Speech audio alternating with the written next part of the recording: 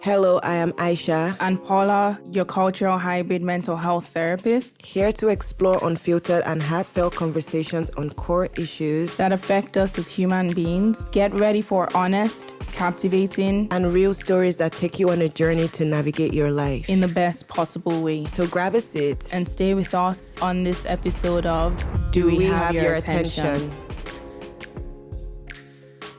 Hi, and welcome to the Do We Have Your Attention podcast. We are absolutely excited today because we actually are in episode 11. Now, before we get started, I have my beautiful India Ari looking co-host with me. Oh, they can't see, so don't say that. Visualize it. Exactly, visualize it.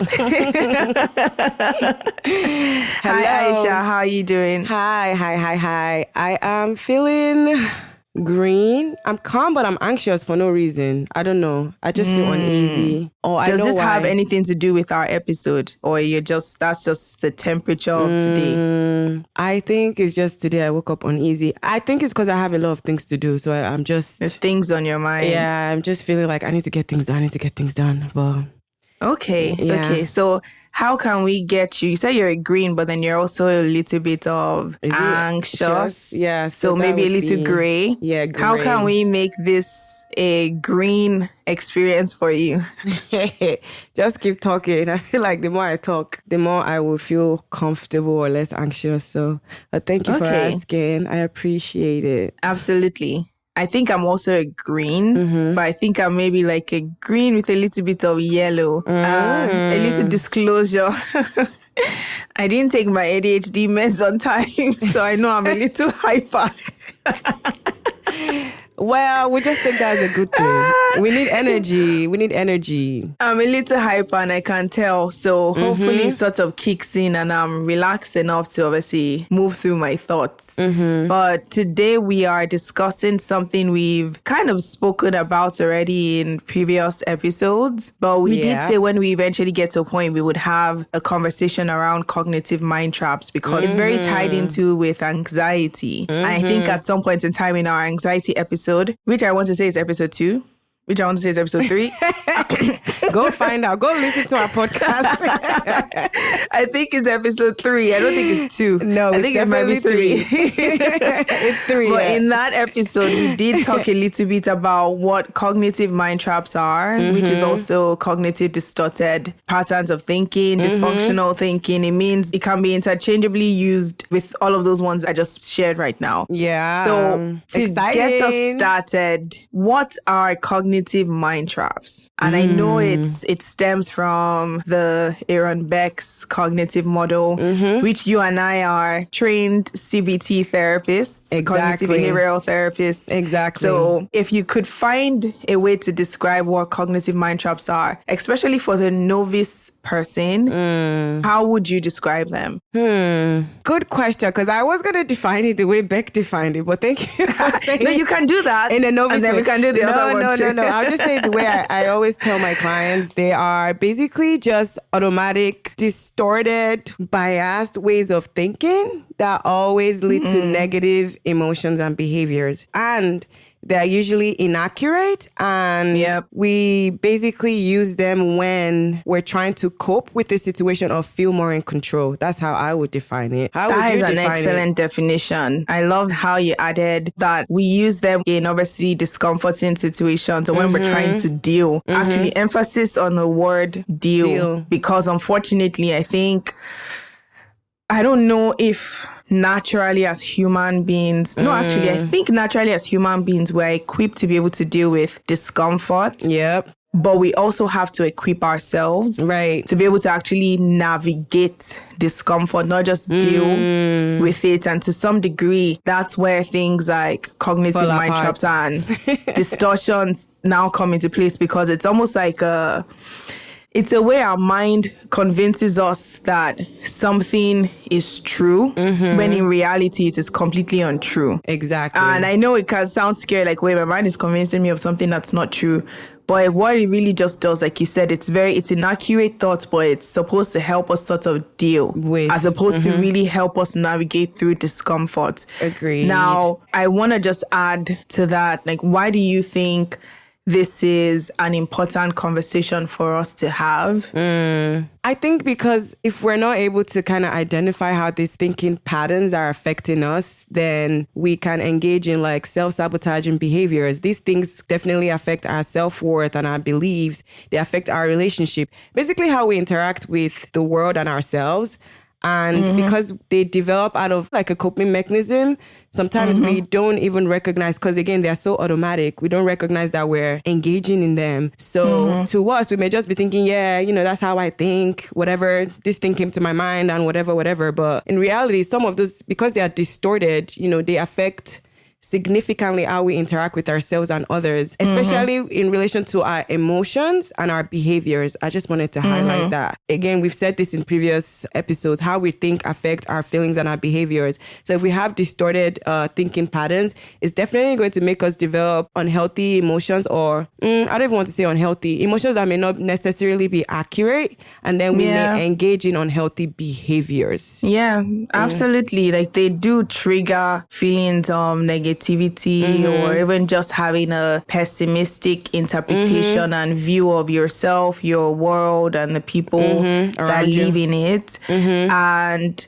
I think what I would just sort of add to that is it doesn't really help us live in reality. True that. And I don't know if a lot of us really want to live in reality. And I would say myself, I will pick myself. I'm one of those people who probably developed coping skills and survival mechanisms of not having to deal with what it is, what is really happening in the here and the now. Right. But I think with why it's important to have this conversation is because of the fact that if we're not really living in our reality, like how much of the decisions that we make, the relationships that we nurture are going to really be able to grow in the way in which it's supposed to grow. The decisions that we make are decisions that we trust ourselves with. We know that we're actually making the right decisions because we're sort of stuck in this negative thinking patterns. Yeah. I like the way you framed that. That was very good. And so you know that these traps, obviously we've been saying, they influence the way we view ourselves, others, and the world. Sorry, can I just interject? I like how you said it, these traps.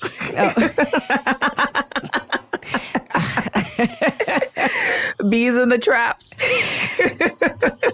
You guys, tell Paula to focus. But no, these traps, I'm going to refer to them as these traps because like Paula said, they're not real, okay? They're not real. So, you got to set them as these traps that you can control rather than let them control you. Exactly. Yeah. Okay. Someone give me my money for the bars. Preach. Okay, sorry. Okay, seriously, you were saying. Okay. Yes, I was saying that, how we said earlier that these traps influence the view of ourselves, others, and the world. Can you give examples, maybe from your personal experience or just from your clients, how you've seen these traps affect personal relationships or like work or academic settings?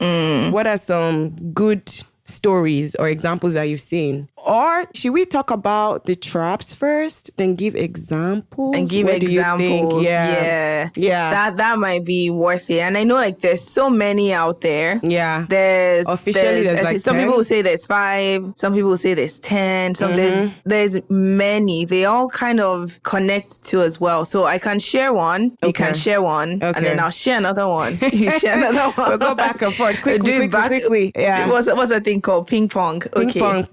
Ping pong. So one of the first ones that obviously comes to mind for me, I would say, is personalization because, hi, my name is Paula. Personalization is one of my very common cognitive mind traps. Thank you for sharing, Paula. Personalization is really just, it's thinking that everything people do or say is some kind of reaction to you. I know. That's a good example. It's a little self-absorbed. I know. I can hear it.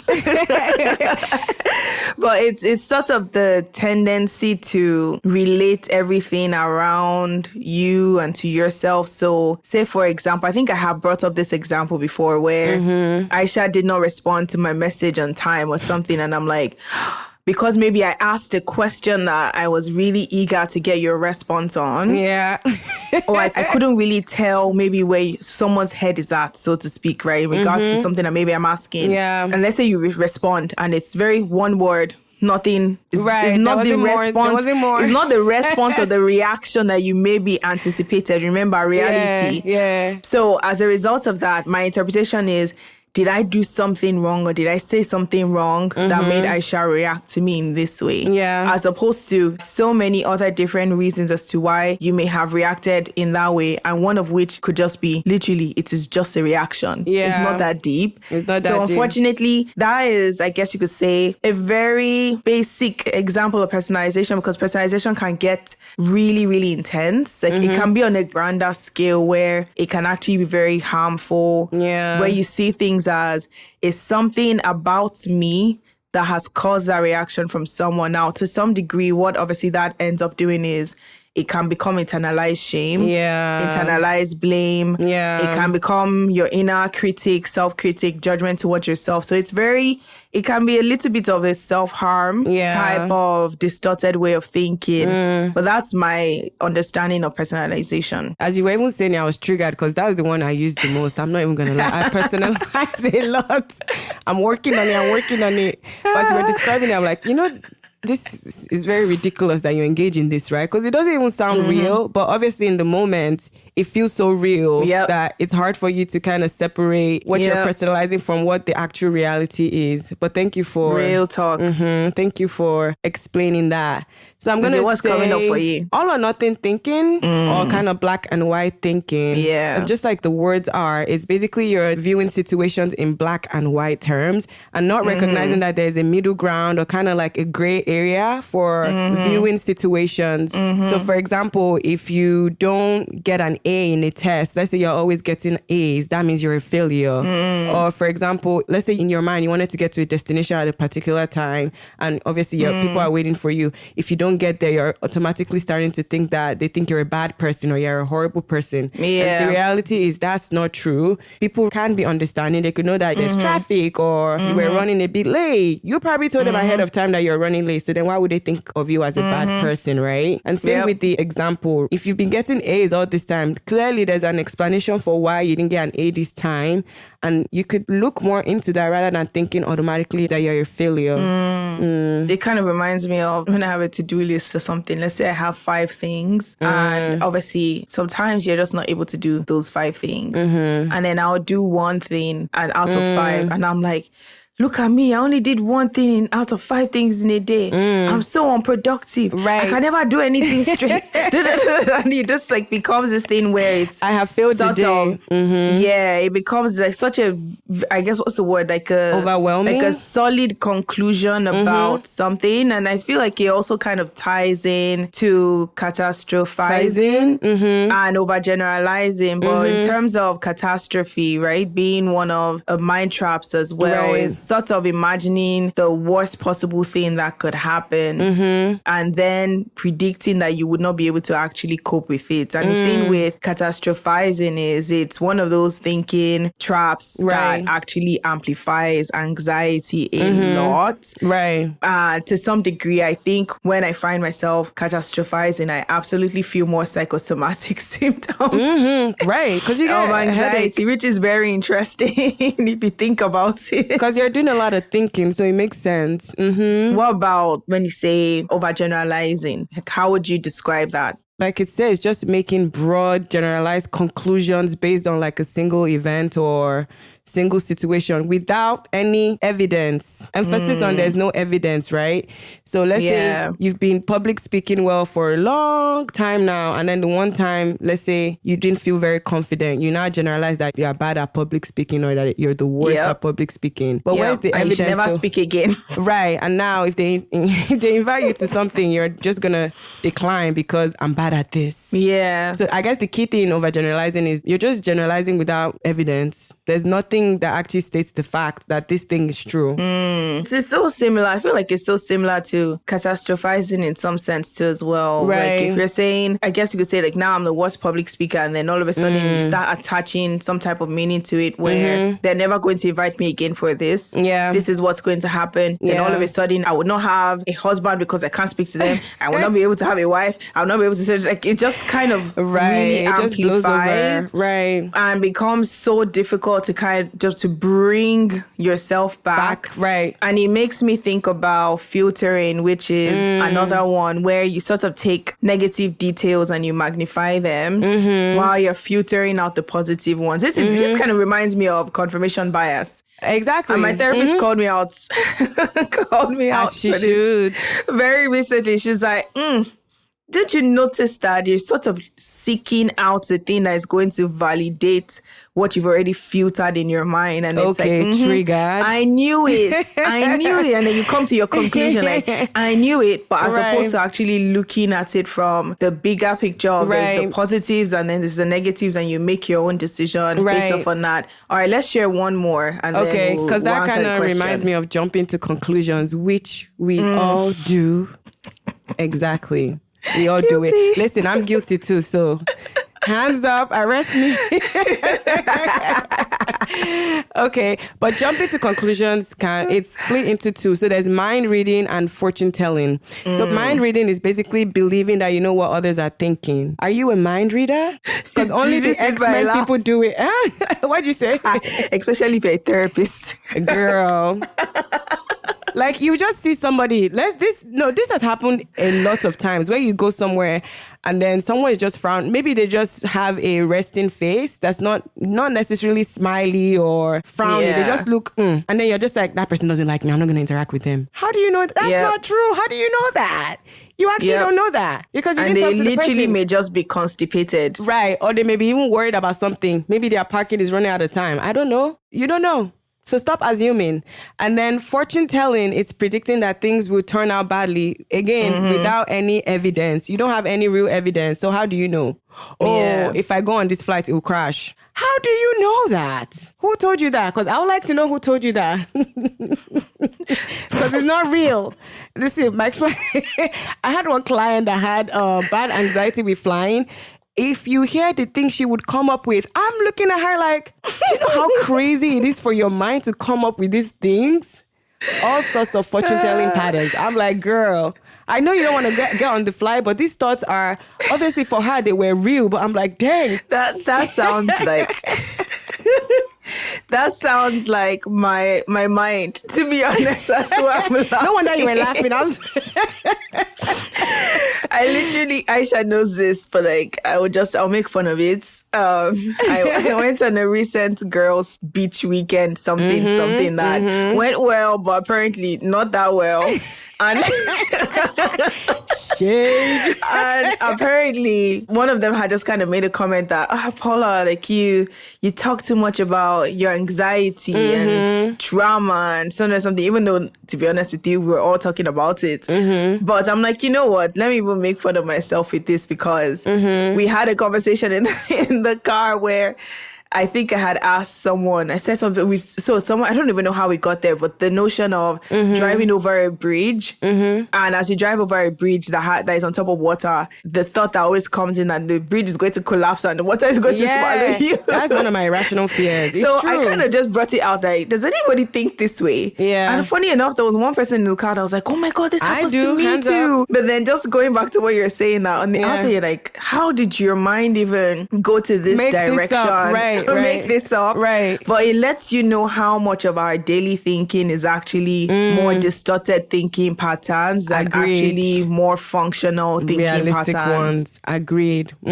Yeah. So now that we've shared some of those distorted thinking patterns, stay on our social media because we will put it up so that you could go read it and be like, wow, this is me. Because don't worry, we all engage in it. It's fine. So I'll go back to my initial question, not questions. Sorry.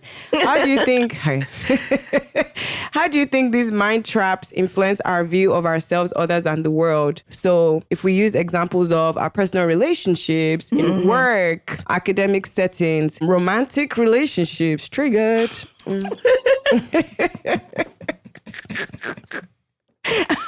Yes. Well, that's so unserious. It's triggering. I'm sorry, it's triggering.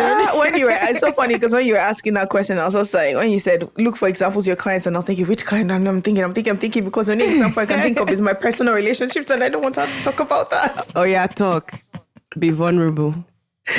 No. The first thing that comes to mind for me, though, in regards to it, is mindfulness. It really affects us from being in the here and now and actually experiencing things as they are, and experiencing things for what they are, and not understanding that there is nothing that you can do to change that, and that is okay. And I feel like that is a hard state of mind and state of being to be in, I guess you could say, constantly, to being more regularly than not. Because what we're saying here is not that we're saying that everyone has experiences of these traps.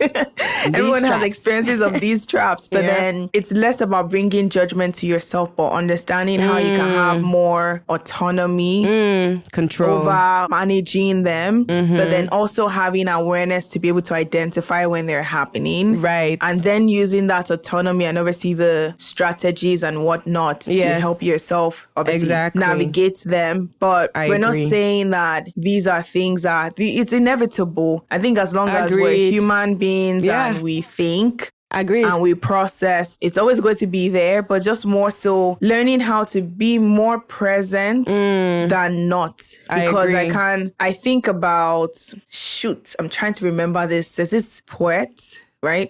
That's what they call them. Like people what do you call them? Poetry. Like poetry. Poets. Yeah. There's this poet that I think one of my yoga teachers years ago, she used to share her poems in our class, and she said something. I'm going to reframe this. I can't really remember, but she talked about why it's so important to live in the here and now and experience things as they are, whether it's positive or negative, whether it's comforting or discomforting, because we end up living years ahead of what is actually happening. Right. I really enjoyed reading that big. I know something that stuck with me a little bit, because whenever I would find myself sort of living in my mind traps as opposed to what's happening in the present, I would have to, I'm like, Paula, you're living 2 months ahead. You're living 3 months ahead. Right. Or you're back. Also even living distortedly, if you think about it. So more so bringing myself back. So I think to some degree, like how it influences that is because we don't really get to experience things the way we should experience them, and the way we also deserve to experience them, whether it's work, whether it's school, whether it's relationships. And I think obviously mind traps affect a lot more relationship. And I mean any type of relationship. Yep. But it also does affect quality of work as well. It does. It really does. Wow. I'm so speechless. That was good preaching. Yeah. Yeah. You know when you're guilty of something, so it's easy to call yourself out of it. I'm like, wow. The Paula just silenced me. You know that opera meme? Were you silenced or were you silenced? Oh, I'm not saying you that. You don't know that meme? Send that to me afterwards. Okay, go find it. But yeah, that's what I just experienced. But you're right, because I think the biggest part of distorted thinking is you're not present. You're too far ahead or too far behind. That you're missing. I like what you said about you're experiencing things or situations the way you deserve them to be experienced, because you want to control how you want that experience to be. That is so powerful, I think. Because again, earlier when we talked about control, we're always looking for control. Like things, we can't control everything. We really can't. But you know, the human brain, it will trick you to think you can. And that's why sometimes, don't get me wrong, we can actually control some things. Yeah. But for the most part, we're always trying to control things that are out of our control. And that's where the problem... That's what it really leads to. That's where it the really problem leads to that from. distortion. Yeah. And apart from... I'm curious to know for you, like, what do you think, like, how do you think it also influences, like, your view of ourselves or your view of yourself, your world, and your others, work? Yeah. I was thinking when you were answering, I was like, how would I answer this question? I was focusing more on like self-worth and self-image, you know, how you view yourself. Because if you're engaging in so much distorted thinking, there is no way those thoughts wouldn't somehow start connecting to your major beliefs and values about yourself. So I think more about how these misinterpretations of how you're experiencing the world, again, because you're so far ahead or far behind, it starts to affect how you view yourself or others and the world. Because then you start thinking so pessimistic about everything. Oh, I don't want to do this. It's not going to work. I don't want to do that. It's not going to work. But it's like, you don't know that. Like Paula was saying earlier, you're missing the experience. You're missing giving yourself that experience that may be real in a very positive, productive way. But because you're already thinking negatively, you're taking that away from you. And there's nothing more dangerous than having a negative view of the world and others, because then you're always going to think people are out to get you. Nothing works for you. I mean, I've interacted with people that are just like so pessimistic. It's so like, you know, when someone is so pessimistic, you don't even want to interact with them, or you don't want to even be in the same space as them. And it's so sad because it's just your thoughts. It's the way you're thinking about it. It's the way you're viewing and perceiving situations. And it's something that is actually in your control. But again, I also get that life experiences, traumatic experiences play a huge role. So it makes sense as to how this is people's natural way of coping.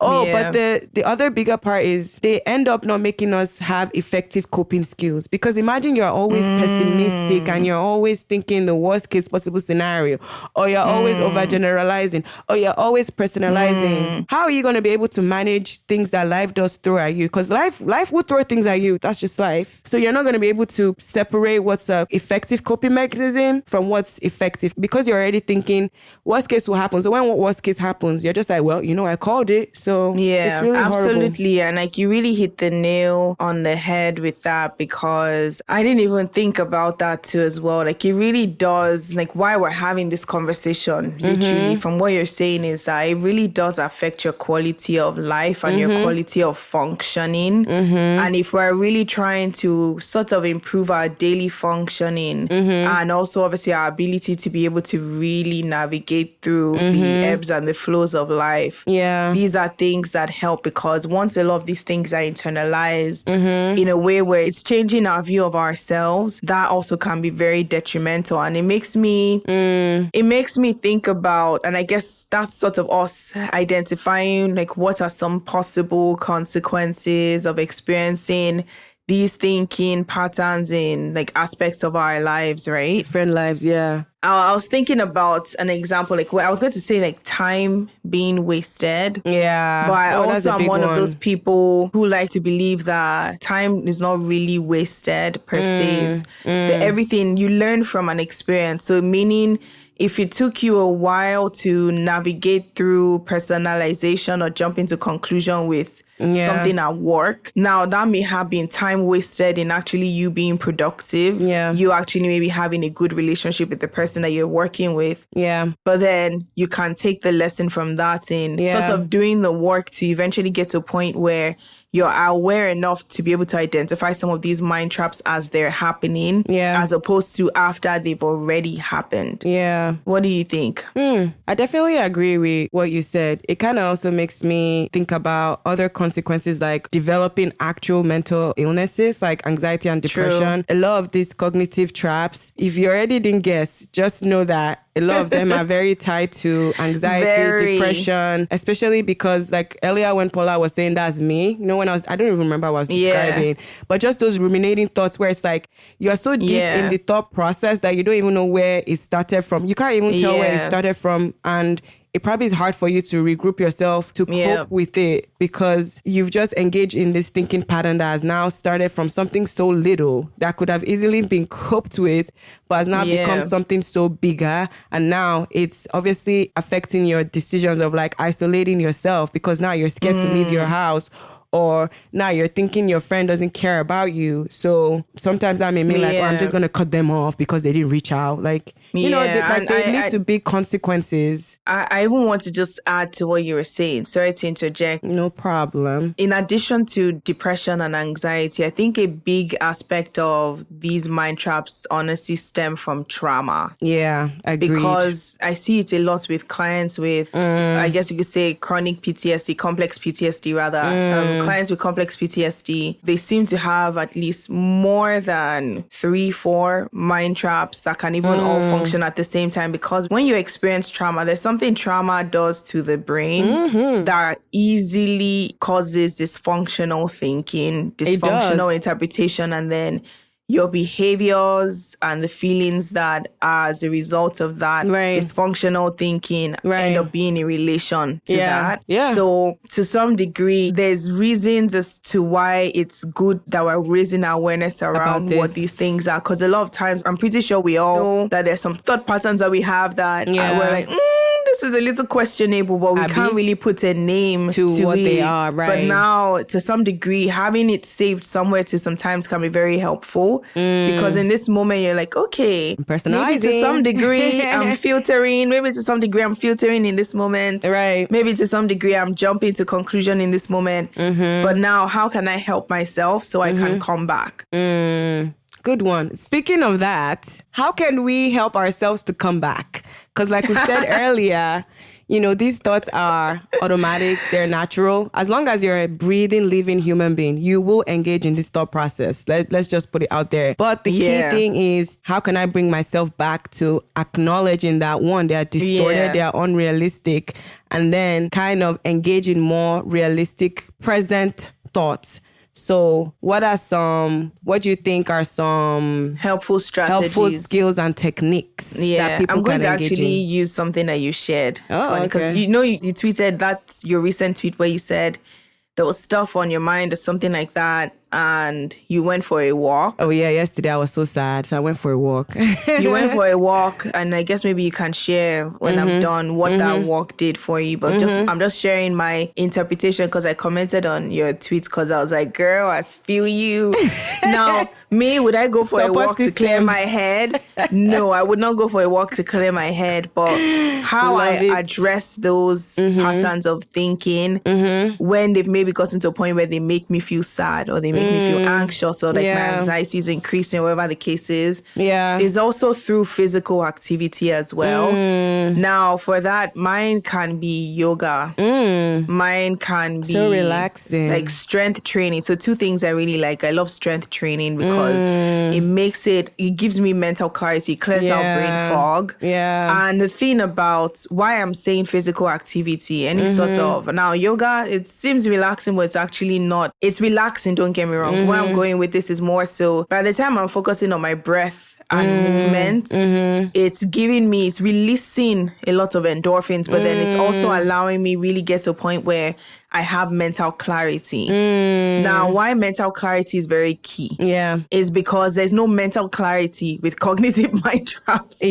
So sort of looking for activities that can give you some semblance of like the fogginess in the way in which you interpret information. It becomes less foggy. There's clarity there. Those are the types of activities that you do. So whether it's reading, whether it's writing, journaling, whether it's exercise, and I think because exercise is one of the most common ways in which we really can release what needs to be released for us to be able to feel more regulated. Right. And why I say that trauma is so linked with cognitive mind traps as well is because typically by the time you get to a point where you're so in this loophole of dysfunctional thinking patterns, your nervous system is super activated. Agreed. So fight or flight is super activated. Right. So if we're looking for activities or things to help you actually regulate yourself to get that clarity, you can easily Google what are some things that help me regulate my nervous system. Sleeping is one. Mindfulness is another. Journaling is another. Taking a shower. And I was just sharing this earlier on, like a hot shower, but then finishing it off with a very cold one. Like these are some very free, accessible ways to regulate your nervous system, because the goal is to get our mind clear enough to be able to interpret information in a way in which it can be helpful for us. So this is more of, I guess you could say, like the physical strategy. And I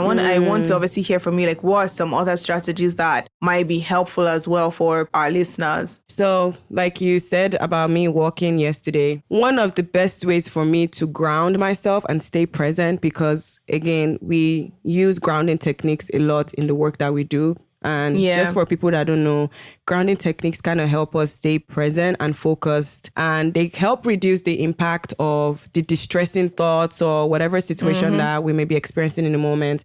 And I like walking because I'm a very sensory person. So a lot of the things, stressful things that go on in my mind are very visualized. So I need to change that visual for me. And if I stay in bed, usually if I read, it would be helpful, but I think it's like a hard fight with what I'm reading and my distressing thoughts. So I need to physically remove myself to other sensory things in my environment. So I like watching the trees. I like seeing the mountains. I like looking at the ducks outside.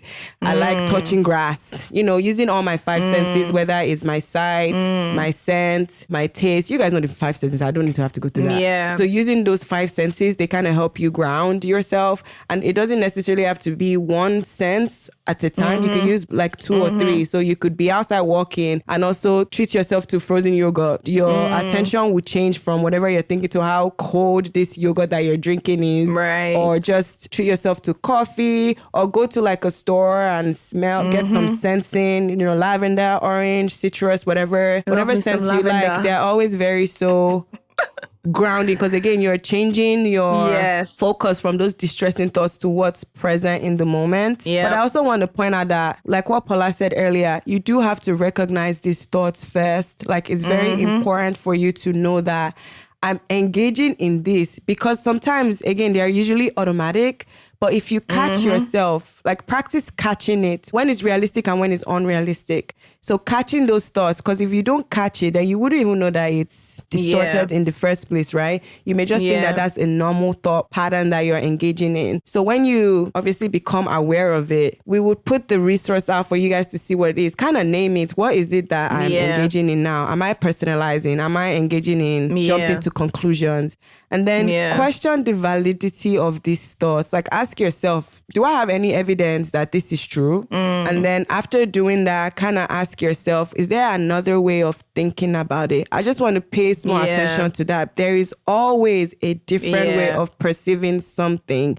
Usually they seem absolute in the moment, but if you take 1 second to be like, this thought that I just had, is there another way of perceiving it? Rather than saying I am a failure, is there another way of perceiving me not getting an A on this test? Because there's always some other way of reframing that thought. And that's how you get control of those distorted thinking. Because again, they come and they're automatic, but you have the control to change it to the realistic present thought and not something that's absolute. Nothing's absolute in this world. Apart from, never mind. I don't want to say it. I'm like, I Aisha, think we all know what Aisha. Were. I think we all know what Aisha was trying to say. My bad. Joke for another podcast, not this one.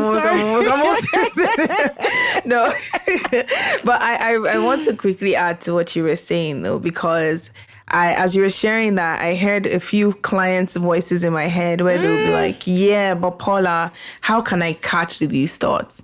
How can I be aware of these thoughts? Like, you're saying it, but then it sounds so easier said than done. It is. Because it happens so automatically, like you said. If I'm being very honest with you, I think what really improves our awareness of when these distorted thinking patterns are happening, two things. It's mindfulness, and mindfulness is practicing being in the here and now. Meaning, if you're not someone who is intentional about trying to stay present with yourself it's going to be very difficult for you to be able to identify these types of thoughts. So if you're someone who's running a mile a minute and has no sum of daily practice that helps ground you or connect you with yourself, it becomes very difficult. And I think it kind of ties into the second thing, where learning about yourself, being intentional about really understanding how you are, what things cause you to react in this way, what are some triggers, what are not,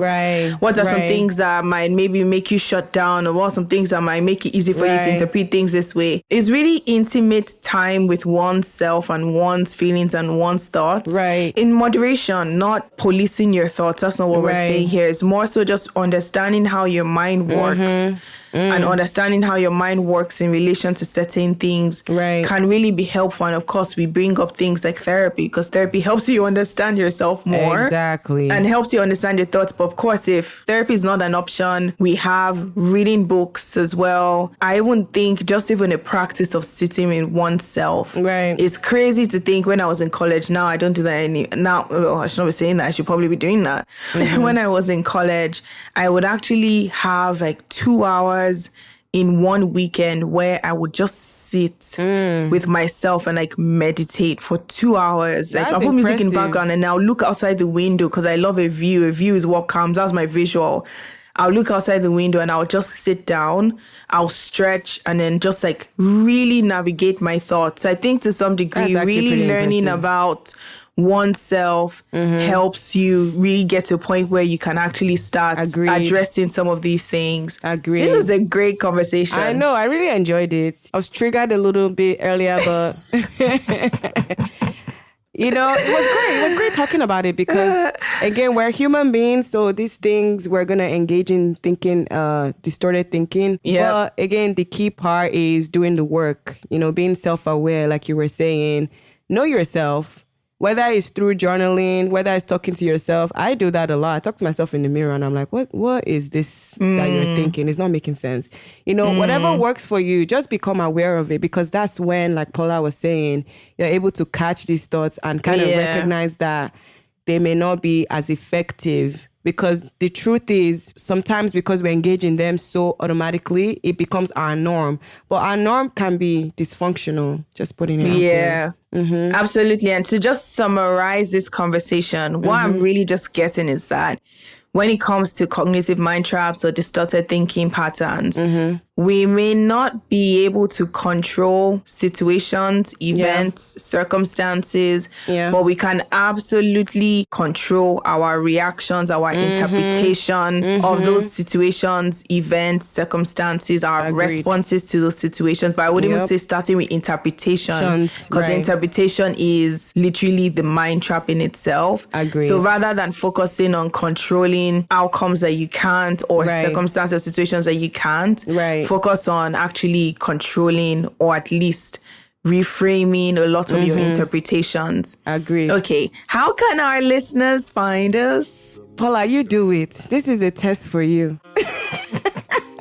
Okay, so we, you know, when they say, like, I'll do it. You know, when they say, what's it called, like your nursery rhymes, or the what's the thing, like times table, like 2 times 2 times 1, 2 times 3, 2 times 2 4, 2 times 3. Yeah, I got like primary/elementary school nervous when he asked me that. I'm sorry to put you on this spot. Okay, you can find us at DWHYA podcast on Instagram, on Twitter, X, and then Twitter/X, and then on TikTok, DWHYA podcast 1. Yes. And then if you want to email us, you can find us at info@dwhyapodcast.com. Woo, I'm so proud of you. Yay! Good job.